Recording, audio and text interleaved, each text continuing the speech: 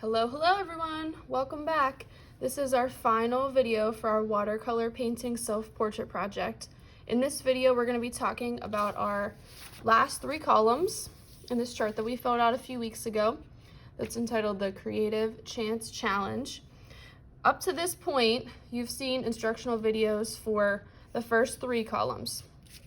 The first 2 columns, just as a refresher, went over how to take your picture, your reference picture for this, something to include or omit from your reference picture.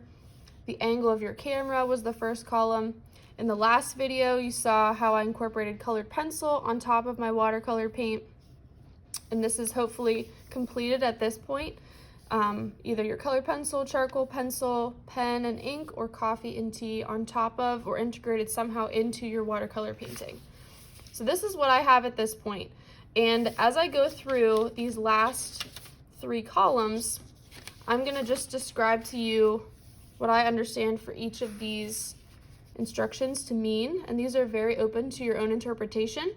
So you can kind of go with these in whatever way you would like. I'm not going to be very specific about, making sure that these are the way that I want them to be. I want this to be a very creative process for you. So these are guidelines, and however you interpret them, I'm perfectly okay with you going with that. I'll just give you some examples though to get you started if you really don't understand what they mean at all, and then you can take them however you interpret them. So I am going to go through each of these and either talk you through what it means or what I think it means, or show you on my project. And I have done a few of them in advance just to take up a little bit less time, and then there will be some that I actually demonstrate here on this video. So in this 4th roll, entitled the surprise roll, there's a few different things that you can incorporate into either the background of your paper or the foreground where you have your actual self-portrait, itself, your person. So this first one up here, if you rolled a 1, it says turn your paper upside down, add a random object of some complexity. So I am going to be showing you how to do this on mine in a few minutes. So I'm going to be using this box and this box together. I'm going to be turning my paper upside down, and I'm also going to be doing a paint pour. So you'll see how these two can be used together or separately. I'm going to do them together in my example. The next one down, use mark making to create value in a chosen area. I tied these two together, mark making and also words from this column. So I'll talk about both at the same time. I included words in the strap of my purse. So rather than just keeping it the brown that it was in the picture, I just lightly colored it in with colored pencil brown, and then I included words in here. I wrote Portugal and Spain, and I've told you in other videos that this picture was taken when I was on a trip to both of those countries. So I've just been trying to tie that in as an overall theme for this project. The background is incorporating that theme. So I wanted to write, if I had rolled words, I can incorporate this in so many ways, but I chose to just write words over top of this strap. I had played with the idea of maybe writing it over here. If you want, you could do like a speech bubble with words coming out of your mouth. You can, just put a piece of paper somewhere, like an overlapping collage type of look, and write things on top. There is no limitation to what you can do with this. So get creative. It doesn't have to just be, like a title on the top or somewhere, very specific that you can read it. In the way that I've overlapped it here, you really can't read them unless you get close and you're paying attention to each individual word. So I overlapped Portugal and Spain many times within this. And then also, when it says use mark making to create value, this ties in a lot to when we were doing charcoal and pencil and ink and we were practicing those value charts. We were working from light to dark.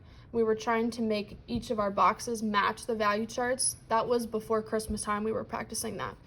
So this kind of goes along with that. I used my ink and I overlapped my words several times up here and then also down here to make this value appear darker. So by overlapping my values, I continued to make this darker for kind of a shadowed area, where in the strap of my purse it was darker at the top and on the bottom. So my intent in this and overlapping those words many times was making specific marks to create value, so an area of light or dark. I also have been using Sharpie and doing cross hatching, if you remember that from our value charts, and I was putting that in some areas of shadow within my hair. So again, there's a lot of ways you can go about this, but mark making, think about those value charts that we did a while back and think about how did I make some of my areas darker versus lighter. So you could use some mark making in some shadowed areas like cross hatching or even dots if you've ever done stippling before. And it doesn't have to be just in ink, you can use other mediums as well. I just happened to use ink because that's what was going with what I did for these words down here. So pour something on your drawing is the next one in the fourth roll column, and I'll show you that in a moment as well. I already told you that I rolled use repetition and pattern, and that's what I chose to do in the background of this. I also have repetition and pattern in the words as well. So that's kind of doing it in multiple ways, but I incorporated it mostly in the background.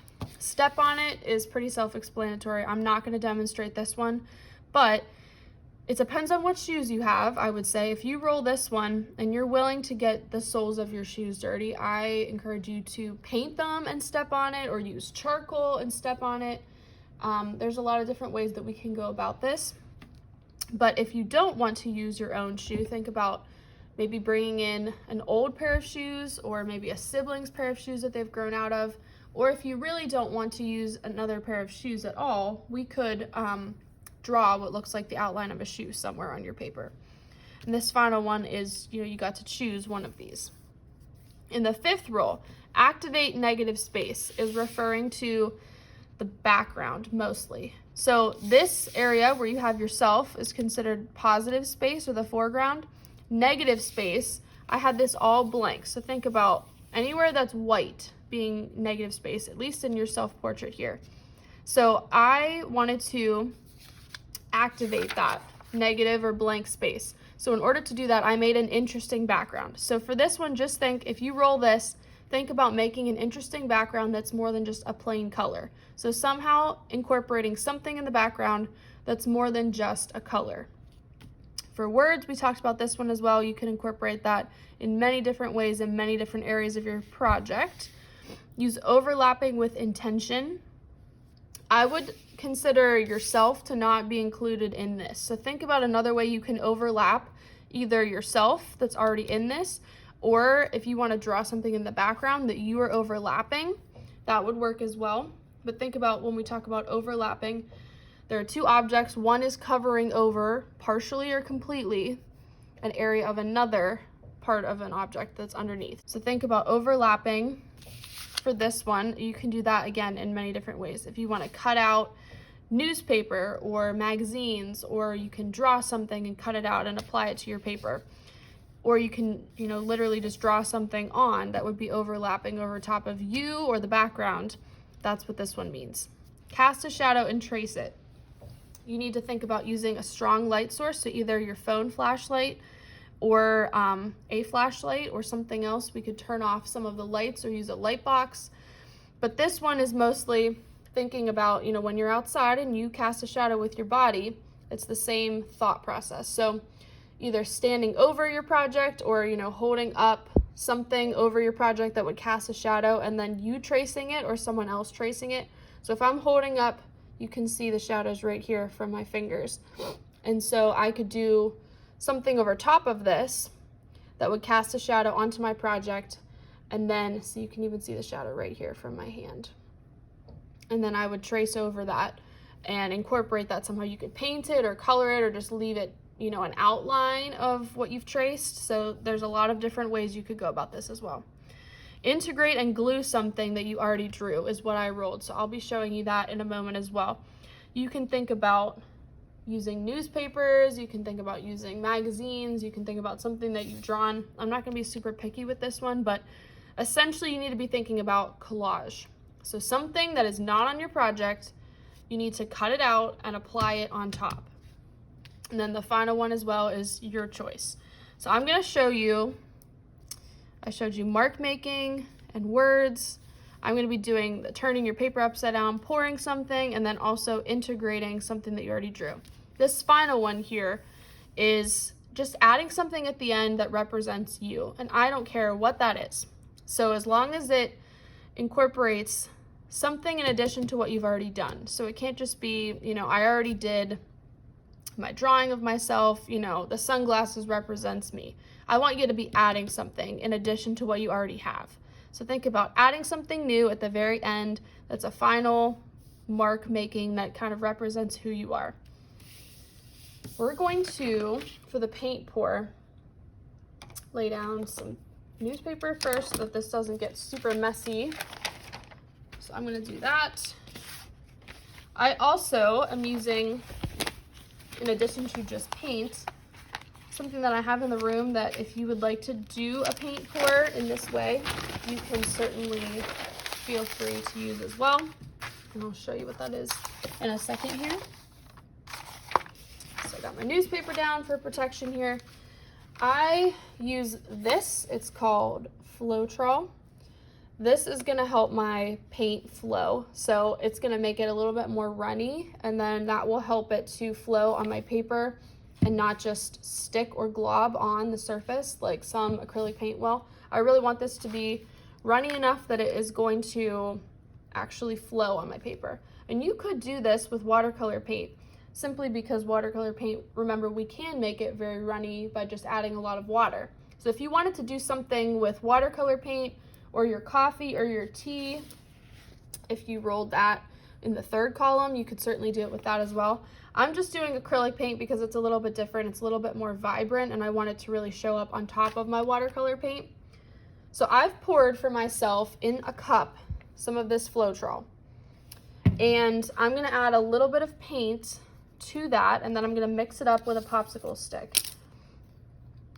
So I'm using kind of a background blue, like the blue that I used in my background here.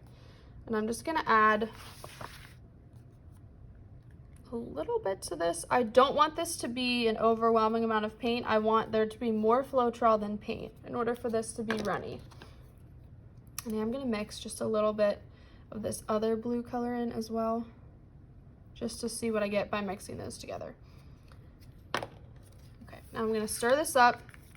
I don't want there to be really any globs of paint left in here. I want this to be completely mixed. A good way of testing is, like, if I hold this up, is it running from my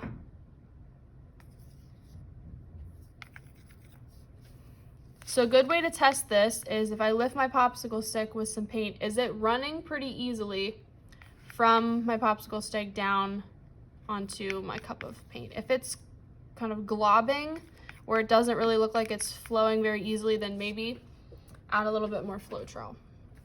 So I'm gonna flip this upside down, and I'm gonna apply paint along the bottom edge here, just in this section here. I don't wanna risk this running over and covering over my face, so I'm gonna try to keep it to more of the left side over here. So I'm gonna apply some of this on the top here, and then I'm gonna hold it straight up vertically, like this, and just let it drip. And that's going to hopefully give me the effect that I want. So I'm gonna scoop some of this onto the top. I'm gonna lay it down on the surface here.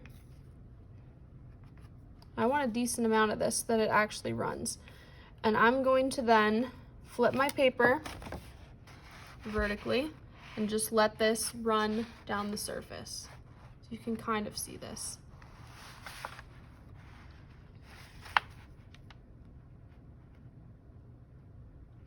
So I'll show you what it looks like in a moment as soon as I'm happy with where it's ending up. So I'm just gonna let this flow for a few minutes.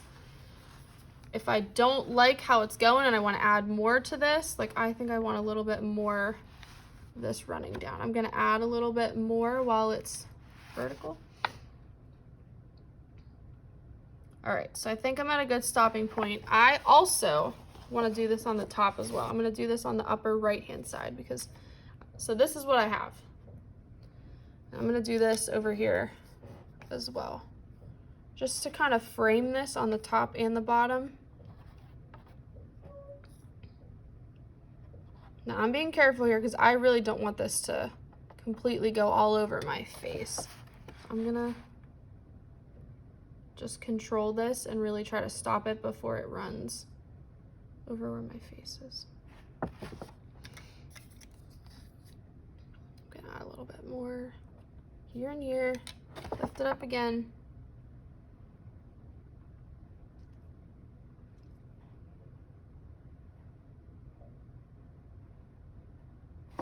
All right, so that's the end of my paint pour. So I've got some on the bottom, on the top, and I'm actually going to move this completely.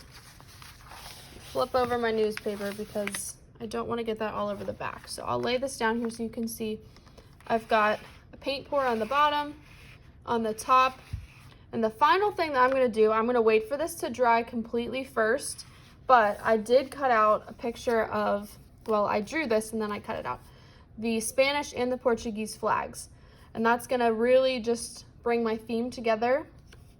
I'm going to be laying these right here on top of my paint pour and attaching them to my paper with either glue stick, or you could use rubber cement or just Elmer's glue, but these are going to go on top of here when this is completely dry, the paint pour, because I don't want this to mess up what I have here. And then the final thing that I think I'm going to do, just to make myself this personal mark of self-expression, I'm going to sign my name in some creative way down here at the bottom. So I will finish off with that as soon as all of this is dry. Our goal in this is really to kind of create like a collaging, mixed media work. So it does not need to look, as I've told you multiple times, doesn't need to look exactly like your picture. It doesn't need to be the same background. It doesn't need to be, you know, the same exact things that you have in your picture. As far as objects go, like I've changed the strap of my purse. I've changed my sunglasses to make them a little bit more vibrant to match my background. So I did change this. I did try to keep some of my color mixing the same to match my picture, at least close enough to my picture, but there are a lot of options with this as far as creativity goes. So I encourage you to try to incorporate as much of these different options as possible. You can even, if you don't want to use just one from this chart, you can do multiple like I did. And I think that really does enhance the creativity and make it a little bit more your own. So have fun with this, and if you have any questions, make sure that you're asking. If you have any ideas that are not listed on here in the chart, you can also try some of those as well.